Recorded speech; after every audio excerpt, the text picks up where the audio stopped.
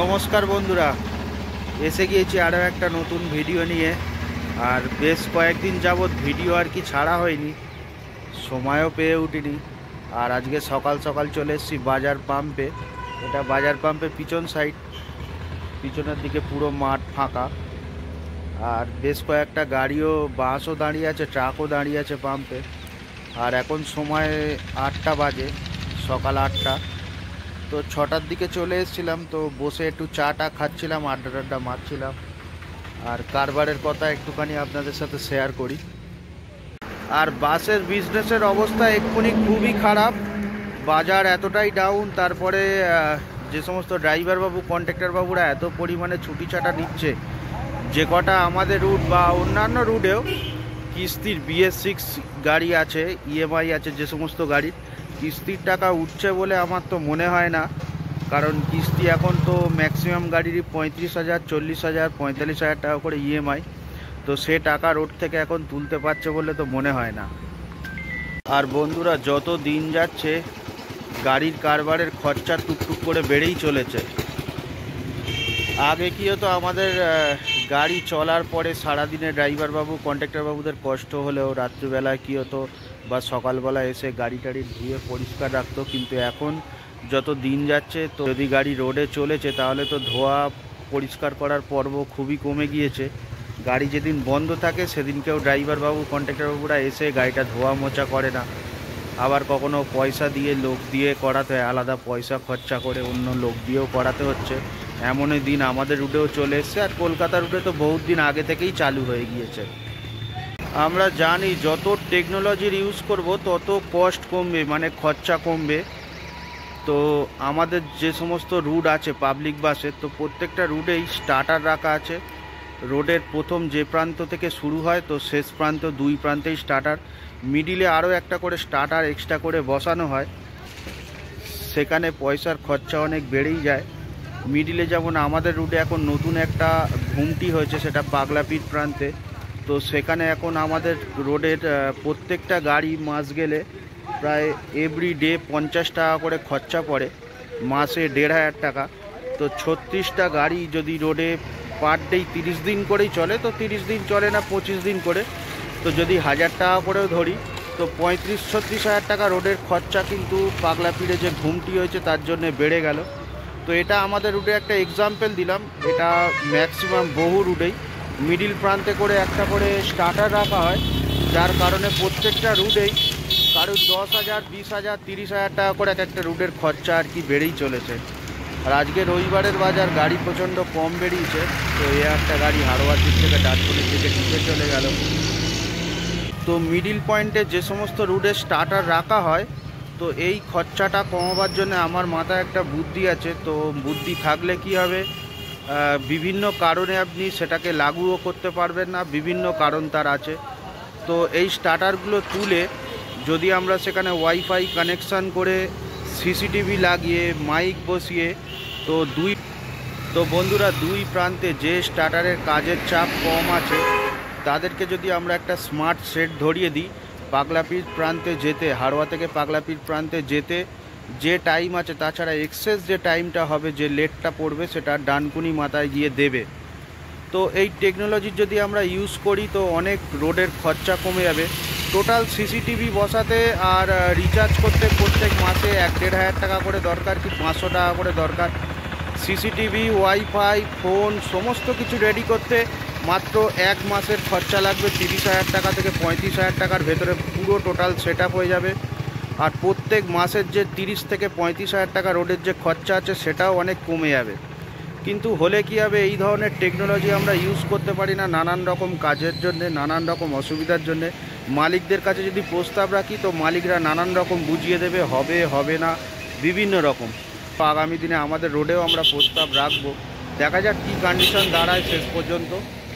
আর যে আমাদের রুটে দুটো পয়েন্ট আছে, একটা হাড়োয়া আর একটা ডানকুনি, ওখানে একটা ম্যান পাওয়ার সবসময় মাস্ট, মানে ম্যাক্সিমাম রুটেরই, সমস্ত রুটের মানে প্রথম প্রান্ত আর শেষ প্রান্তে একটা করে স্টাফ রাখতেই হবে।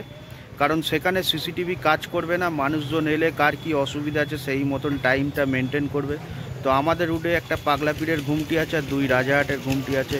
তো তো এই গুমটিগুলোকে যদি তুলে পরবর্তীকালে সিসিটিভি ইউজ করতে পারি, আমাদের রুটে মানে প্রত্যেক মাসে 60,000 টাকা করে বেঁচে যাবে। তো তার মানে এই নয় যে মানুষগুলো এখন কাজ করছে তাদেরকে বসিয়ে দেওয়া হবে, তাদেরকে কাজে লাগাবার অনেক জায়গা আছে। সেই সমস্ত জায়গায় যদি ঠিকঠাক ইউটিলাইজ করি, মানে ব্যবহার করি, তাহলে আমাদের এই বাস বিজনেসের আরও উন্নতি ঘটবে। কিন্তু বিভিন্ন কারণে তো বললাম, তো সেগুলো আর সাকসেস হয় না, যার জন্য বিভিন্ন দিকেও খামতি থেকে যায়, আর খরচাও বাড়তে থাকে, আর মালিকরা কাঁদতেও থাকে। তো বন্ধুরা, আপনাদের ভিডিওটা দেখে কেমন লাগলো, বুদ্ধিটা কেমন লাগলো অবশ্যই কমেন্ট করে আমাকে জানাবেন। তো রুটের তরফ থেকে চালু করুক চাই না করুক, তো এরকম ধরনের ভিডিও আমি দিতেই থাকবো। তো আপনাদের যদি ভালো লেগে থাকে অবশ্যই লাইক করে যাবেন, সাবস্ক্রাইব করে যাবেন, আর কমেন্ট করে যাবেন। তাহলে আমি উৎসাহ পাবো, আর আমি উৎসাহ পেলে আপনাদের জন্য আরও নতুন নতুন ভিডিও নিয়ে আসবো। আর বহু মালিক এখন নতুন নতুন রুটে গাড়ি নিচ্ছে, নেওয়ার পরে নানান রকম অসুবিধারও সম্মুখীন হচ্ছে। তো সেসব বিষয়ে আগামী দিনে আবার ভিডিওর মাধ্যমে আপনাদেরকে জানাবো।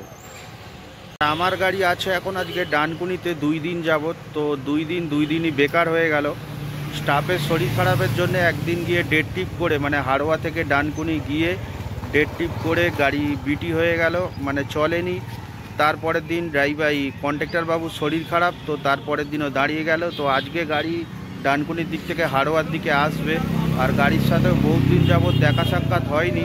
তো আজকে গাড়িতে উঠবো, ড্রাইভার বাবু কন্ট্রাক্টর বাবুদের সাথে কথাবার্তা বলবো, বলার পরে ড্রাইভার বাবু কন্ট্রাক্টর বাবু নতুন করে সেট করে দেবো। বাস এসে গিয়েছে বন্ধুরা ডানকুনির দিক থেকে, এবার চলে যাবো একটু হাড়োয়াতে। তো ড্রাইভার বাবু কন্ট্রাক্টর বাবু মোটামুটি আমার যে নন্দবাবু ছিল সব সেট আপ করে রেখেছে। তো কিছুটা কপালের উপরেও নির্ভর করে, কখন ড্রাইভার বাবু কন্ট্রাক্টর বাবুদের শরীর খারাপ হয়ে যায়, বাজার লাগে না, অনেক সময় মুড অফ হয়ে যায় বলে বিটি করে দেয়। তো দেখা যাক আজকে কারবারটা কেমন চলে। গাড়ি ডানকুনি থেকে এসছে, আরও এ মাথা থেকে টোটাল 1.5 ট্রিপ হবে, তাহলে টোটাল গিয়ে রাতের শেষে দাঁড়াবে 2 ট্রিপ।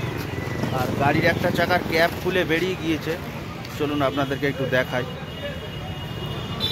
ও এই চাকার ক্যাপটা আছে, তো ওই সাইডের একটা চাকার ক্যাপ খুলে বেরিয়ে গিয়েছে। তো কপাল আমার বন্ধুরা খুবই ভালো, গাড়ির ক্যাপ খুলে পড়ে গিয়েছিল। তো গাড়ির ক্যাপের এমন একটা রং করা, তো আজকে হঠাৎ দেখছি আবার 4টে চাকার ক্যাপ 4টেই আছে। তো ড্রাইভার বাবুকে জিজ্ঞাসা করি, এই তো আমার ক্যাপ কোথায় পেলে তুমি? তো কি বলে ড্রাইভার বাবু, কি বলবো, একটা দোকানে আর কি ক্যাপটা পড়ে গেছিল, একটা দোকানদার তুলে রেখেছিল। তো কোলেহাট শ্যামবাজারের কোনো এক ড্রাইভার হয়তো সেখানে যাতায়াত করতো, বলে দিয়েছে যেটা ডানকুনি গাড়ি 1270-এর ক্যাপ। আর নন্দবাবুর কাছে কোনো রকমের খবর আসে, তো নন্দবাবু সেই দোকান থেকে গিয়ে আবার তুলে নিয়েছে। তো দোকানদারে কিছু মিষ্টি টিষ্টি খাওয়ার পর দোকানদার আরো খুশি হয়েছে দেওয়ার জন্য, বুঝতেছো? তো পয়সা করি কিছু চাই না, মিষ্টিও চাইনি, ঠিক আছে? বলছি আমি তোমাকে দিতে পারছি, এটা খুব ভালো জিনিস, তোমাকে কিছু দিতে হবে না। হ্যাঁ, তো যাই হোক, কারবার করার যে একটা মুড অফ ছিল, আরও খুশি হলাম।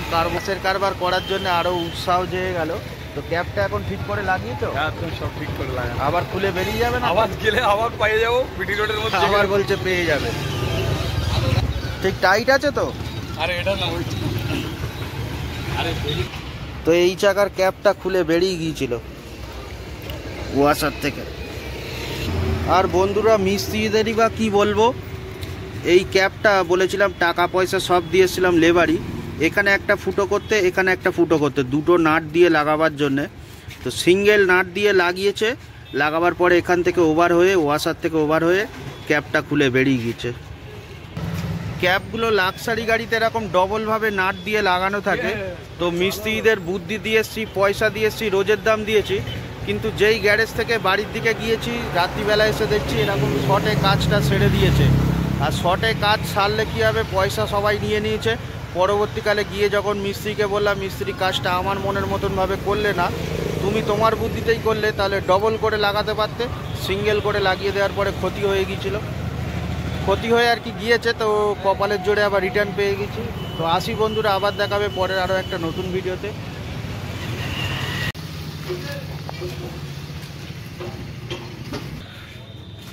বাস এখন পেট্রোল পাম্পে এসছে, তো গাড়ির তেল ফুল ট্যাঙ্কি করে দিচ্ছি। আর গাড়ির তেলটাও একটু বেশি খাচ্ছে, মিস্ত্রির সাথে কথাবার্তা বলে এসছি, তো সেটা ঠিক করার জন্য দেখা যাক পরবর্তীকালে।